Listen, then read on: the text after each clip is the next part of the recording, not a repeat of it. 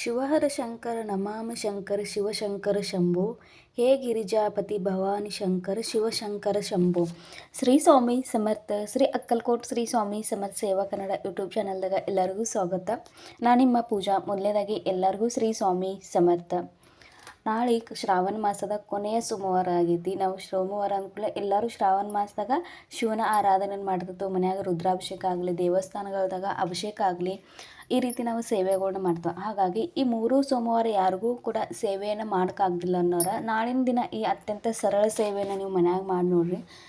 ಖಂಡಿತ ನೀವು ಈ ಶ್ರಾವಣದಾಗ ಎಲ್ಲ ಏನು ಸೇವೆ ಮಾಡೋಕ್ಕಾದ್ರೆ ನಾಳಿನ ದಿನ ಮಾಡುವಂಥ ಒಂದು ಸೇವೆ ಕೂಡ ಈ ನಾಳಿನ ದಿನ ಒಂದಿನಾರ ಈ ಸೇವೆಯನ್ನು ಮಾಡಿರಿ. ಖಂಡಿತ ಜೀವನದಾಗ ಒಂದು ಒಳ್ಳೆಯ ದಿನಗಳು ಬಂದೇ ಬರ್ತಾವೆ. ಎಷ್ಟೇ ಕೆಟ್ಟ ಪರಿಸ್ಥಿತಿ ಇದ್ದರೂ ದೇವರಂತೂ ನಾವು ಕೈ ಬಿಡೋಲ್ಲ. ನಾವು ಸೇವೆ ಮಾಡ್ತಾ ಮಾಡ್ತಾ ನಮ್ಮ ಜೀವನದಾಗಿರುವಂಥ ಸಮಸ್ಯೆಗಳಿಗೆ ಪರಿಹಾರ ಸಿಗ್ತೈತಿ. ಯಾವುದೇ ಒಂದು ಸಮಸ್ಯೆಗೆ ತಕ್ಷಣ ಅಂತೂ ಪರಿಹಾರ ಸಿಗೋಲ್ಲ. ನಾವು ಸ್ವಾಮಿ ಮಹಾರಾಜರ ಮ್ಯಾಗ ದೇವರ ಆಧ್ಯಾತ್ಮಿಕವಾಗಿ ನಾವು ಪ್ರಗತಿ ಹೊಂದ್ಕೊತಂದ್ರೆ ಖಂಡಿತ ಎಲ್ಲ ಸಮಸ್ಯೆಗೆ ಪರಿಹಾರನೂ ಸಿಗ್ತೈತಿ. ಎಷ್ಟೇ ದೊಡ್ಡ ಸಮಸ್ಯೆ ಇದ್ದರೂ ನಮ್ಮ ಜೊತೆ ನಮ್ಮ ದೇವ್ರಿದ ನಮ್ಮನ್ನು ಕೈ ಬಿಡೋಲ್ಲ. ಈ ಸಮಸ್ಯೆದಾಗೂ ನಮ್ಗೆ ಮ್ಯಾಲೆ ಕೈ ಹಿಡಿದು ಎತ್ತಾರೋ ಒಂದು ದೃಢವಾದ ನಂಬಿಕೆ ನಮಗೆ ಇರ್ತೈತಿ. ಹಾಗಾಗಿ ನಾಳಿನ ದಿನ ಯಾವ್ಯಾವ ಸೇವೆ ಮಾಡಬೇಕು, ಏನೇನು ಮಾಡಬೇಕು ಅನ್ನೋದು ಕೂಡ ನಾನು ಇವತ್ತು ನಿಮ್ಮ ಜೊತೆ ಶೇರ್ ಮಾಡ್ಕೋಕನು. ಹೋದ ಸೋಮವಾರ ನಾನು ಒಂದು ವಿಡಿಯೋ ಹಾಕಿನಿ ಶಿವಮುಷ್ಟಿ ಮತ್ತು ಯಾವ ರೀತಿ ನಾವು ಮಾಡಬೇಕು ಅದನ್ನ ಅದೇ ರೀತಿ ಕೂಡ ನಮಗೆ ನಾಳಿನ ದಿನ ಮಾಡೋದೈತಿ. ಶಿವಲಿಂಗಕ್ಕೆ ನಾವು ಅಭಿಷೇಕ ಹಾಕೋದೈತಿ. ಜಲದಿಂದ ಹಾಕ್ರಿ ಅಥವಾ ಪಂಚಾಮೃತದಿಂದ ನಿಮ್ಗೆ ಯಾವ ರೀತಿ ಸಾಧ್ಯ ಆಗ್ತಿದ್ಲ, ನಿಮ್ಮ ಭಕ್ತಿ ನಿಮ್ಮ ಶಕ್ತಿ ಎಷ್ಟಿರ್ತೈತಿ ಅಷ್ಟು ಮಾಡಬೇಕು. ಅವ್ರು ಮಾಡ್ಕೋದಾರು ಇವ್ರು ಮಾಡ್ಕೋದಾರ, ಅವ್ರು ಆ ರೀತಿ ಮಾಡ್ಕೋದಾರು ಇವ್ರು ಇಷ್ಟೆಲ್ಲ ತಂದು ಮಾಡ್ಕೋದಾರ, ಅದೆಲ್ಲ ಏನಿಲ್ಲ. ನಮ್ಮ ಕಡೆಯಿಂದ ಎಷ್ಟು ನಿಂತಿದ್ಲ ಅಷ್ಟೇ ಭಕ್ತಿಯಿಂದ ನಾವು ದೇವರಿಗೆ ಸಮರ್ಪಣೆ ಮಾಡೋದೈತಿ. ಹಾಗಾಗಿ ನಾಳಿನ ದಿನ ನೀವು ಶಿವಲಿಂಗಕ್ಕೆ ಜಲದಿಂದ ಆಗಲಿ ಅಥವಾ ನೀರ ಪಂಚಾಮೃತ ಯಾವ ರೀತಿ ಆಗ್ತಿಲ್ಲ ಆ ರೀತಿ ಅಭಿಷೇಕ ಹಾಕುವಾಗ ನೀವು ಶಿವ ಅಷ್ಟೋತ್ತರ ಶತನಾಮಾವಳಿ ಹೇಳ್ಕೊತಾ ಕೂಡ ಹಾಕ್ಬೋದು. ಇಲ್ಲಾಂದ್ರೆ ಓಂ ನಮಃ ಶಿವಾಯ ಅಂತ ಹೇಳ್ಕೊತಾ ಹಾಕ್ಬೋದು. ಇಲ್ಲಾಂದ್ರೆ ಮಹಾಮೃತ್ಯುಂಜಯ ಜಪದ ಹೇಳ್ಕೊತ ನೀವು ಅಭಿಷೇಕವನ್ನು ಹಾಕ್ಬೋದು. ಅದ್ರ ಜೊತೆಗೆ ನಮಗೆ ಅಭಿಷೇಕ ಹಾಕಿದಾದ ನಂತರ ಆ ಅಭಿಷೇಕ ಮನ್ಯಾಗ ನಾವೆಲ್ಲರೂ ತೀರ್ಥ ರೂಪದಾಗ ಪ್ರಸಾದದ ತೀರ್ಥ ರೂಪದಾಗ ಸೇವೆಯನ್ನು ಮಾಡೋದೈತಿ. ಆ ನಂತರ ನಮ್ಗೆ ಯಾವ್ಯಾವ ಸೇವೆ ಮಾಡೋದೈತಿ ಪಂಚೋಪಚಾರವಾಗಿ ಶಿವಲಿಂಗನ ಪೂಜೆ ಮಾಡ್ಕೊಂಡು ನಮ್ಗೆ ಬೇಲ್ಪತ್ರಿ, ಬಿಳಿ ಹೂವು ಎಲ್ಲ ನಮ್ಗೆ ಸಮರ್ಪಣೆ ಮಾಡಿ ನಾಳೆ ಶಿವಮುಷ್ಟಿ ಅಗಸೆ ಐತಿ. ಹಾಗಾಗಿ ಶಿವಮುಷ್ಟಿದ ಅಗಸೆಯಿಂದ ನಾವು ಶಿವಮುಷ್ಟಿಯನ್ನು ಹಾಕೋದೈತಿ. ಆ ನಂತರ ನೀವು ಈ ಶಿವಮುಷ್ಟಿ ಹಾಕಿದ ಕೂಡಲೇ ಆ ಧಾನ್ಯಗಳನ್ನು ಏನು ಮಾಡ್ಬೇಕಂದ್ರೆ ಯಾರ್ಯಾರ ಬಡವರಿಗೆ ನೀವು ಅದನ್ನು ಧಾನ್ಯವಾಗಿ ಕೊಡ್ಬೋದು ಅಥವಾ ನೀವು ಮನ್ಯಾಗ ಹೊಳ್ಳಿ ಯೂಸ್ ಮಾಡ್ಕೊಂಡ್ರೆ ನಡೀತೈತಿ. ಆದರೆ ದಾನವಾಗಿ ಕೊಟ್ಟರೆ ಅದರ ಸಂಪೂರ್ಣ ಫಲ ನಮಗೆ ಸಿಗ್ತಿರ್ತೈತಿ. ಹಾಗಾಗಿ ಇನ್ನಷ್ಟು ಹತ್ರವಾಗಿ ಧಾನ್ಯಗಳನ್ನ ನಾವು ಸೇರಿಸಿ ಅದನ್ನು ನಾವು ಇನ್ನೊಬ್ಬರಿಗೆ ಕೊಡ್ಬೋದು.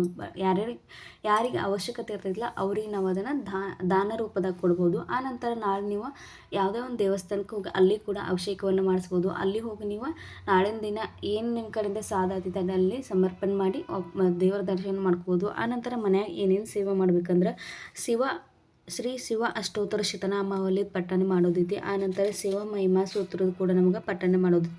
ಇದು ಯಾವುದೂ ಗೊತ್ತಿಲ್ಲ ಅಂದ್ರೆ 108 ಸಲ ಓಂ ನಮಃ ಶಿವಾಯ ಅಂತ ಹೇಳಿ ಈ ಮಂತ್ರದ ಪಠನೆ ಮಾಡೋದೈತಿ.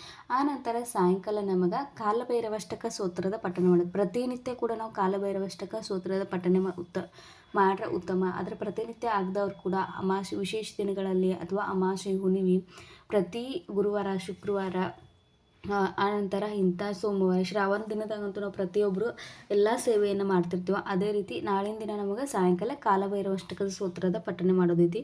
ಆನಂತರ ನಮ್ಗೆ ಎಲ್ಲ ಪಂಚೋಪಚಾರ ಪೂಜಾ ಆದ ಕೂಡಲೇ ನಮ್ಗೆ ಆರತಿ ಮಾಡೋದೈತಿ. ಶಿವನ ಆರತಿ ನಾ ಹೋಸಲ ಆರತಿ ಕೂಡ ಹಾಕಿದ್ದೇನೆ. ನಿಮ್ಗೆ ಕರ್ಪೂರದ ಆರತಿಯನ್ನು ಮಾಡೋದೈತಿ. ಈ 3 ಸೋಮವಾರ ಯಾರಿಗೂ ಸೇವೆ ಮಾಡೋಕ್ಕಾಗಿಲ್ಲ ಅವರು ಕೂಡ ಈ ಸೇವೆಯನ್ನು ಮಾಡೋದೈತಿ. ಯಾರ್ಯಾರು ರುದ್ರಾಭಿಷೇಕ ಮಾಡೋಕ್ಕಾಗ್ತದೆ ಅವರೆಲ್ಲರೂ ಕೂಡ ರುದ್ರಾಭಿಷೇಕದ ಮಾಡಿರಿ. ಇನ್ನು ನಮಗೆಲ್ಲ ಅಭಿಷೇಕ ಎಲ್ಲ ಮಾಡೋಕ್ಕಾಗಲ್ಪ, ನಮಗೆಲ್ಲ ಇನ್ನು ಸೇವೆ ಮಾಡೋಕ್ಕಾಗಲ್ಲ ಮನ್ಯಾಗ, ಅಥವಾ ಕೆಲವೊಂದು ಸಲ ನಾವು ಸೇವೆ ಎಷ್ಟೇ ಮಾಡಬೇಕಾದ್ರೂ ಮನ್ಯಾಗಿನ ಪರಿಸ್ಥಿತಿಯಿಂದ ನಮ್ಗೆ ಒಮ್ಮೆಲೆ ಈ ರೀತಿ ಸೇವೆದಾಗ ಬರೋಕ್ಕಾಗಲ್ಲ. ಮನ್ಯಾಗಿದ್ದವರು ಇದೇನು ಹೊಸವಾಗಿ ಮಾಡ್ಕೊತೈತಿ ಹೇಳ್ತೀವಿ ಅಂತಿರ್ತಾರೋ ಅನ್ನೋ ಒಂದು ಭಯದಿಂದ ಇದ್ದರೆ ನೀವು ಎಲ್ಲ ಸ್ತೋತ್ರಗಳದ ಪಠನೆ ಮಾಡಿರಿ. ನೋಡ್ರಿ, ಒಂದು ತುಪ್ಪಿನ ದೀಪ ಹಚ್ಚಿ ಅಥವಾ ಒಂದು ದೀಪವನ್ನು ಹಚ್ಚಿ ಉದ್ಬತ್ತ ಹಚ್ಚಿರಿ ನೀವು ನಿಮ್ಮ ಮನ್ಯಾಗ ಕೂತ ಈ ಸೇವೆಯನ್ನು ಮಾಡ್ಬೋದು. ಮೊದಲನೇದಾಗಿ ಶ್ರೀ ಸ್ವಾಮಿ ಸಮರ್ಥ ಮಹಾರಾಜರ ಒಂದು ಮಾಳ ಜಪ, ಆನಂತರ ಶಿವ ಅಷ್ಟೋತ್ತರ ಶತನಾಮಾವಳಿ, ಆನಂತರ ಶಿವ ಮಹಿಮಾ ಸೂತ್ರ, ರುದ್ರಾಧ್ಯಾಯ ನಿಮ್ಮ ಇತ್ತಂದ್ರೆ ಅಥವಾ ಶಿವಕವಚ ಇವನ್ನೆಲ್ಲ ನೀವು ಪಠನೆ ಮಾಡ್ಬೋದು.